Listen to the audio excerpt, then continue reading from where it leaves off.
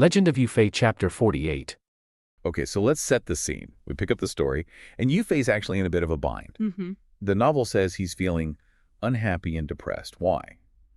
Because he's fought for several days straight and just could not defeat this incredibly tough warrior, Zaixing. Yeah, he's properly stuck. This isn't just a small setback, is it? What does this initial struggle tell us? About Zaixing, obviously, but maybe about Yufei too. His human side. Oh, that's a great point. It does both. Absolutely. First, it immediately tells you Zaixing is, well, almost superhuman as a fighter. Right, if Yufei is struggling. Exactly. If a general like Yufei, who's already famous, can't beat him after days, it tells you Zaixing is a martial genius. Simple as that. Okay. And second, like you said, it really humanizes Yufei. He's not some, flawless god of war. He gets frustrated. He feels the pressure of this stalemate. Makes him relatable. It does. That vulnerability makes his eventual success feel, well, earned. It grounds him for us. Okay, absolutely. So he's struggling with this, he's frustrated, and eventually he falls asleep in his tent. And this is where things get really interesting. He has a dream. Mm-hmm. The dream sequence. And this figure appears. He's Yang Jing, who's Zaixing's great-grandfather, and he basically pleads with Yufei. He asks him to recruit Zaixing, so he can achieve merit and glorify his family. It feels almost like divine intervention, doesn't it? A message from beyond. It does feel like that. But it's more than just asking him nicely, isn't it? Oh, much more.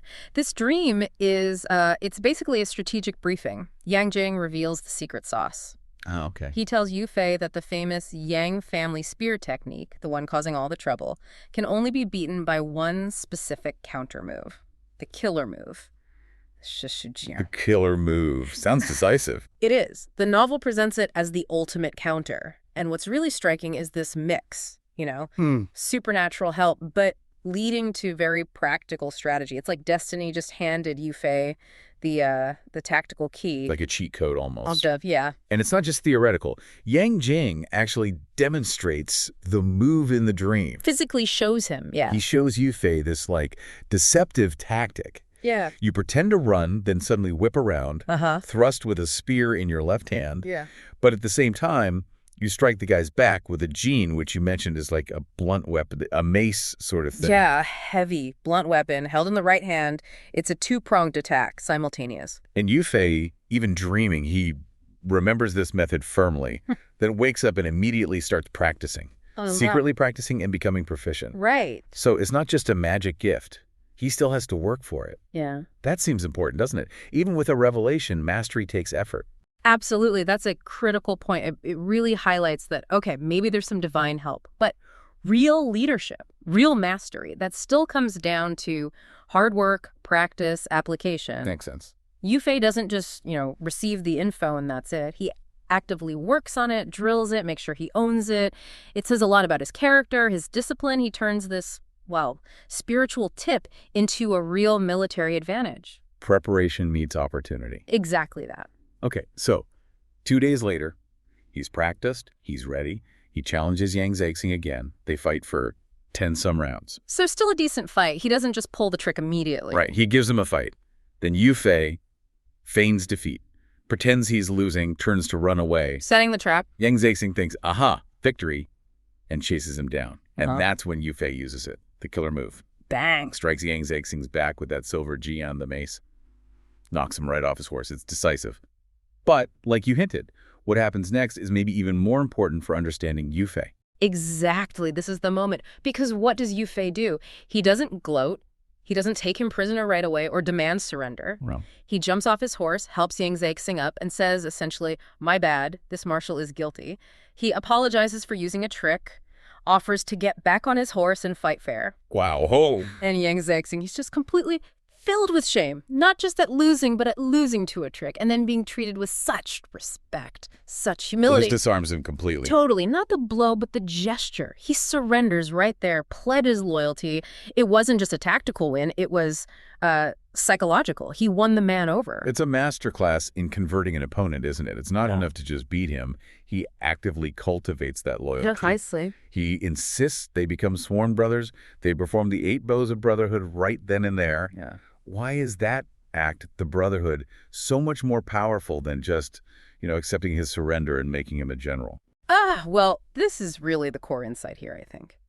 Yufei gets it. Winning isn't just about tactics on the field, it's about winning hearts and minds. Deep personal loyalty. Okay. And back then, sworn brotherhood, that was a bond as sacred as family, maybe even more so in some contexts. By offering brotherhood, Yufei lifts Yang Zaixing up. He's not a defeated enemy anymore, he's an equal, a trusted family member. So it removes the shame.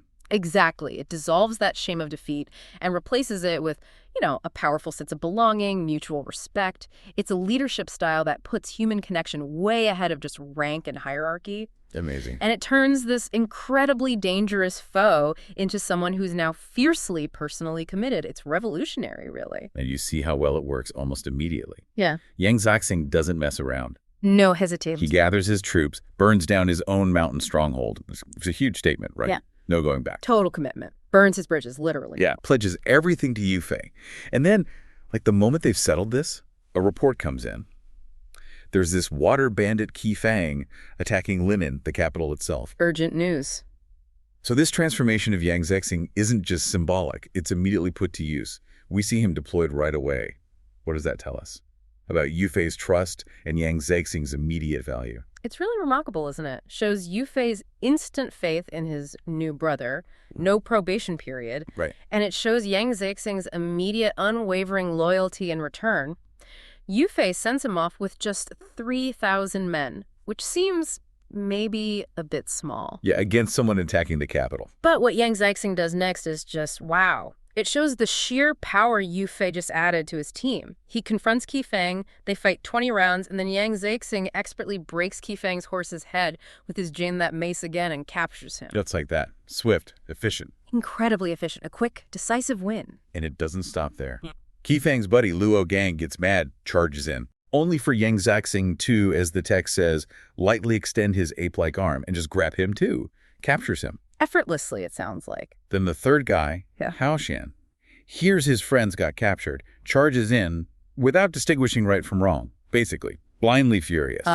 Rushing in. And Yang Zaixing just overwhelms and captures him too. All three, one after the other, in one go. It's almost unbelievable. A showcase of incredible skill and speed. Just bam, bam, bam. It really underlines why getting Yang Zaixing on side was such a coup. Absolutely. It establishes him as this extraordinary warrior in his own right. But then the story highlights Yufei's wider approach again. When Yufei hears the news, he's thrilled, obviously. Calls him a hero of the age. Yeah, praises him for capturing 3 bandits in a single day. Yeah. Says, this gives him hope they can beat the main enemy, the Jin invaders. But then comes the really interesting move, the counterintuitive part. What does he do? He releases the 3 captured bandits. Releases them after they just attacked the capital and invites them into his circle. That seems incredibly risky. It does seem risky, doesn't it? Bandits who are just causing major trouble. What's the strategic thinking there? What's the payoff? And what are the risks he must have weighed? Yeah, exactly. Well, that's a very sharp question. And this is where you really see Yufei's, his genius, maybe. On the surface, it looks risky, even reckless. But the potential payoff is huge. How so? He's basically trying to replicate what worked with Yang Zaixing. He's building an army not just of soldiers following orders, but of truly loyal followers. So he offers them brotherhood, too. Exactly. He extends the same offer, says basically, look, all my generals, we're sworn brothers already. He invites them into this family. And how do they react? Well, the text says they reluctantly agree at first, which makes sense, Okay. right? They just got beaten, captured, probably a bit suspicious. Mm-hmm. But then it specifically says they quickly see the wisdom in joining Yufei's growing family of generals. They get it. Okay, but the risk of betrayal, that's still there, surely. Well, absolutely. That's the gamble. But Yufei is betting on something else. He's betting on the power of, belonging, respect, having a shared purpose. Creating a different kind of culture. Exactly. He's creating this culture where loyalty isn't just demanded because of rank, it's earned. Through personal connection, mutual respect, making people feel they're part of something bigger, something personal. Like team building, almost. It's fascinatingly modern, isn't it? Like talent acquisition and building team cohesion centuries ago. This ability to bring in different people, even former enemies, and make them feel genuinely part of the team. That's going to be absolutely crucial for what comes next. It really is remarkable. Building an army through personal bonds sounds like something you'd hear in a business leadership seminar today. Right. So, okay, he's had these quick wins. He's built this incredibly loyal core team. Yufei goes back to court. Emperor Gazong is understandably delighted. Over the moon, probably. Promotes Yang Zaixing to imperial commander. Even gives ranks to the newly recruited bandits. But the celebration doesn't last long, because immediately a new threat looms. A much, much bigger one. Yeah, the mood shifts fast. The emperor tells Yufei, right, your next job. Go deal with rampant Yang Mo at Danting Lake. His rebellion has gotten so bad that numerous distress reports are pouring in. This immediately raises the stakes, doesn't it? Yufei's previous victories were brilliant, but they were against, individuals or smaller groups. This sounds different. This is a full-blown crisis, a major rebellion threatening the whole empire. And as Yufei marches towards Chenzhou, the novel makes a point of highlighting his army's conduct. Ah, yes, the discipline aspect. Exactly. It says they are not disturbing even a chicken or a dog, not offending a single hair. Total discipline. And Yufei refuses gifts from local officials, tells them to love the people as their own children.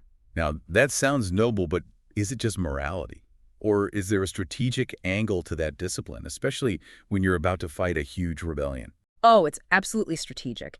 Hugely important for several reasons. First, public support. An army that behaves well gets help from the locals, intel, maybe supplies, volunteers. An army that loots and pillages. It creates enemies, turns the population against you, maybe even pushes them towards the rebels. Win hearts and minds again. Precisely. Second, internal discipline. A disciplined army fights better. Morale stays higher. And third, it reinforces Yufei's image as a righteous leader, which helps keep his own troops loyal and might even persuade some rebels later on. He's building, soft power before the fighting even starts. That's a really comprehensive view. Okay, so this disciplined, righteous army arrives at Chenzhou, but then they get the briefing from General Zhang Ming about Yang Mo's rebellion, and the scale is just staggering. Yeah, this is where the bottom drops out. It's not just a band of rebels, it's practically a kingdom. A kingdom. Well, Yang Mo has built actual palaces on Junshan Island in Dongting Lake. He's declared himself king. This isn't just a camp, it's a statement. A rival power center. Okay, wow. And Zhang Ming just lays out this terrifying list of who's involved. It's not just Yang Mo. There's his brother, little overlord Yang Fan, described as having the courage to withstand 10,000 men. A one-man army, basically. Sounds like it. Then there's a chief strategist, Kwa Yonggong, so brains behind the operation. There are marshals like Lei Heng and his 5 tigers, his 5 sons, which tells you something about how deep-rooted and family-based this power structure is. Then you've got a Grand Marshal Hua Pufang, naval marshals Gao Laohu and Gao Laolang, crucial for controlling a lake region. So they have land forces, naval forces, strategy. Everything. And the list just keeps going. Leaders of specific stockades, Wang Zuo, Yan Qi, various regional kings who've joined him, Zhang Xiao, Zhang Yi, Kui King, Kuiyan, another strategist, Yu Shangwen, and a vice strategist, Yu Shangjing, another marshal, Wu Shangji, even a powerful local figure called the Changsha King, Luo Yanqing. Good grief, that's not just a rebellion, it's a coalition. A whole counter-state with layers of leadership. Exactly. The fact that your source names all these distinct leaders, that tells you this is sophisticated, organized, deeply entrenched. It's not just a mob. And the numbers. Zhang Ming reports hundreds of thousands of bandits, thousands of generals, vast supplies, countless ships. And crucially, they've already beaten the empire once. A previous imperial general, Wang Xuanfu, tried to suppress them and was utterly defeated. They've got a winning record against the imperial army. They do, and now even Chenzhou, where Yufei is under threat. This isn't just another battle for Yufei. This is a full-scale war against a well-established, powerful enemy that knows how to win. It really puts his earlier wins into perspective, doesn't it? Yeah. Defeating Yang Zaixing or those 3 bandits was tough, but this is something else entirely. Absolutely. You can feel the weight of it when Yufei sighs and says, in just a few years, such a great calamity has been allowed to grow. That sigh says it all. It's not just frustration. It's him realizing the sheer scale of the strategic mountain he now has to climb. This isn't about winning over one guy with a clever move and some brotherhood anymore, is it? Not at all. It raises that huge question. Okay, Yufei's brilliant. He's built this loyal core team. But what happens when that relatively small new force runs up against this massive, organized, battle-tested machine. Yeah. An enemy that's already proven it can beat the Empire. Yu Fei showed he can win skirmishes, build loyalty one-on-one, Right. but this is different. This is state versus proto-state. With huge resources, complex leadership, and a history of success on their side, his sigh isn't just weariness, it's acknowledging the immense strategic puzzle ahead, with him giving secret instructions, hinting that the old methods might not be enough. What gets me right away is how something as simple as an invitation, a dinner invite, becomes the opening move in this incredibly high-stakes game. Life and death, literally. How do you even read that? That's the heart of it, isn't it? Which brings us straight to that first invitation. General Yu Fei, known for his smarts, sends an invitation to Wang Zu for a banquet in Shenzhou. The messenger is his aide, Zhang Bao. Simple enough, right? But when Zhang Bao delivers it, Wang Zu's reaction isn't straightforward at all. He doesn't just say yes or no. It's more like instant apprehension. He flashes back to these advancement strategies he used in the past, things he did to get ahead with Yang Mo, maybe compromises, maybe worse. And suddenly, those past actions feel really dangerous now. He's terrified of what Yang Mo will do if he steps out of line, if he goes to this banquet without permission. So it shows he's caught, really caught between these loyalties. It really does. And that reaction tells you so much about Wang Zu. He's not acting on his own here. His first instinct is run it up the flagpole, take the letter straight to Yang Mo. It shows how tied he is to Yang Mo's command structure, maybe because of those past strategies, He's not his own man in this situation. And bringing in Kuai Yongong, the strategist, that's key. Kuai Yongong's advice is just chillingly calm. Yeah, go to the banquet. But he hints there's a bigger plan already rolling, basically turning Yu Fei's move into a pawn in their game. And the way Yang Mo's just trusts Kuai Yongong implicitly, without even asking questions. That tells you about the strategist's reputation. They just know he's got something up his sleeve. Right. So Wang Zu agrees, tells the messenger yes. And then there's this moment where he gives Zhang Bao 12 taels of silver. Could be just custom, could be trying to butter him up, maybe get some info. Hard to say. Meanwhile, Yu Fei starts prepping for a big reception. He clearly wants to impress Wang Zu, project strength and order. Okay, so the next day arrives, time for banquet number 1. Yu Fei lays out the red carpet, basically. An 8-man sedan chair to bring Wang Zu into Shenzhou. That's a serious marker for respect.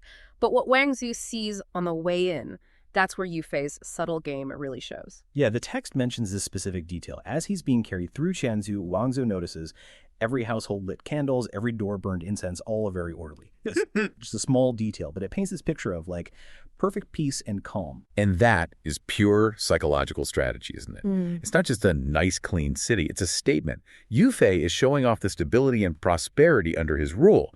Think about Wang Zu coming from Yang Lo's side, probably more chaotic, rebellious territory. Seeing this order, it subtly undermines his own side's narrative. It plants a seed of doubt. Maybe life under Yu Fei is better. It's a classic move using the environment to influence your opponent. We still see it today in diplomacy, business takeovers, anywhere you want to shape perception. So they get to the banquet itself, and Wang Zu tries to steer the conversation towards politics. He starts talking up Yang Mo's military success, claiming they've already got, 2/3 of the territory. He's trying to project inevitability, basically. Exactly, trying to push his leader's narrative. But Yu Fei, he cuts them off, quick and clean. Yishu, we don't talk business while drinking. He uses his generals being there as the excuse, but really he's shutting down Wang Zu's attempt to score points. It's brilliant diplomatic deflection. He keeps control of his own event, keeps the mood hospitable, but sends that clear message. I control the agenda here. It's polite, but firm. And that's pretty much it for the first banquet. Wang Zu leaves early, still nervous about Yang Mo finding out, But the funny thing is, even Wang Zu's own people are impressed. They're talking about Yu Fei's hospitality, how well-run Shenzhou seemed. You can almost see Wang Zu's internal conflict deepening right there, maybe wondering if he's on the right side after all. Okay, so we shift from that slightly tense diplomacy to pure treachery. Wang Zu gets back to Yang Mo, and now the real plan, Kuai Yongong's actual plan, comes out. Yeah, this is where Kuai Yongong's dark brilliance really comes through. He lays out this incredibly detailed, multi-stage assassination plot against Yu Fei. Every step planned. First step, Wang Zu invites Yu Fei to a Qinlanyan, a golden orchid banquet. Now, this is important. A golden orchid bond, it signifies, sacred sworn brotherhood. So using that specific invitation for a murder plot, that's the ultimate betrayal. It's psychological warfare before the first spear is even thrown, turning something sacred into a trap. Then the physical plan kicks in. A skilled martial artist performs, tries to kill Yu Fei at the table. If that somehow fails, Wang Zuo throws a cup. That's the signal for the ambush. 400 spear throwers are waiting. Then, blockades at the gates, furniture, tables, anything heavy, thrown down from rooms above, tiles thrown from the roof. It's intense. And if by some miracle Yu Fei gets past all that, the Lai family's 5 tiger generals are waiting with 5,000 troops to cut off his escape route back to Chan's. Wow. That is... comprehensive doesn't even cover it. Brutal. They've planned for everything. A close-up attack, a signal, a ranged attack, blocking escape, aerial assault, and then a massive interception force. What does that level of planning tell you about how they saw Yu Fei? It tells you they saw him as incredibly dangerous. How? Highly capable, someone you absolutely cannot underestimate. They weren't just hoping for a lucky shot. They engineered a situation where failure seemed almost impossible. It's systematic, almost bureaucratic, this approach to assassination. Chillingly effective planning. And here's a fascinating bit, Wang Zuo's internal thought when he gets these orders. He thinks, Yu Fei, what's so important that it costs you your life? That little glimpse shows his moral struggle, right? Maybe even respect for Yu Fei. He sees the tragedy even as he's forced to be part of it. It makes him more human somehow, even in this awful role. But despite that feeling, he does it. He sends his steward, Wang De, to deliver the invitation for this deadly golden orchid banquet. And Yu Fei's reaction, almost casual acceptance, which understandably freaks out his generals. Niu Gao, his very direct, very loyal general, actually offers his own money to throw a different party. He warns Yu Fei, no good banquet, no good meeting, that classic saying. You feel the dread from his men. But Yu Fei insists on going, why? Why walk into what seems like such an obvious trap? That's the big question, isn't it? Niu Gao is clearly right to be worried. But Yu Fei says he has to keep his word, and he needs to discuss state matters. So is he being naive? Yeah. Bound by some code of honor that's going to get him killed? Or is he playing a deeper game? Knowing Yu Fei's reputation as a strategist, his insistence suggests he knows the danger. He might even be counting on it, seeing an opportunity to turn the tables. It's incredibly bold if that's the case. It definitely takes guts walking into the lion's den like that. So, okay, second banquet time. Yu Fei gets ready. He puts on civilian clothes, a peaceful look, right? But deceptive. He agrees to bring Niu Gao, which turns out to be crucial, and this is key. He secretly orders 2 other top generals, Yang Zaixing and Yu Yut, to have troops ready for backup and interception. So he's not going in blind. He has his own counterplan in place. Amazing foresight. They arrive. Niu Gao makes this loud, rowdy entrance. Yu Fei apparently told him, eat a lot, then stand guard. His rough behavior immediately throws off the assassin's vibe. He's like this disruptive force, totally messing with their plan for a quiet kill. The bull in the china shop, exactly. And that roughness is absolutely tactical. Niu Gao isn't just being rude. He's actively making the situation unpredictable. His sheer presence is intimidating. It makes it way harder for anyone to make a sneaky move on Yu Fei. So the banquet goes on. Yu Fei tries to leave, says he can't handle much alcohol. Wang Zuo needs him to stay, obviously, so he offers entertainment. Enter Wen Qi, the martial artist with the wolf-tooth mace. They move the tables, giving Wen Qi space to get closer to Yu Fei. This is it. You can just feel the tension ratchet up. When she starts his performance, it's dangerous, menacing. He's moving closer to Yu Fei. And that's Niu Gao's cue. He's standing right there between Wen Qi and Yu Fei, holding his own twin iron maces. He just keeps shouting at Wen Qi, telling him to back off, physically blocking the path. It looks rude, sure, but it's pure counter-assassination. He's disrupting the assassin's rhythm, his approach. It shows incredible trust between Yu Fei and Niu Gao. He acts decisively without needing a direct order. When he is getting frustrated, clearly. Then Niu Gao, with this, bold swagger, suggests they do a duel dance. And before anyone can react, Niu Gao whips out his mace and bam, wee-hoo, one blow, he kills Wen Qi right there. And that's the trigger. Everything changes instantly. Wang Zuo sees the main assassin down, the plan shot. He throws the cup, the signal, just like Guai Guanggang planned. The ambush explodes into action. The text paints this chaotic picture. Spears and halberds everywhere. A wave of shouting soldiers surging forward. The trap is sprung. Chaos. Yu Fei is surrounded. And right there, on that cliffhanger, is where the chapter ends. Ultimately, we don't know how Yu Fei escaped this danger. Listen to the next installment for the explanation. Just leaves you hanging.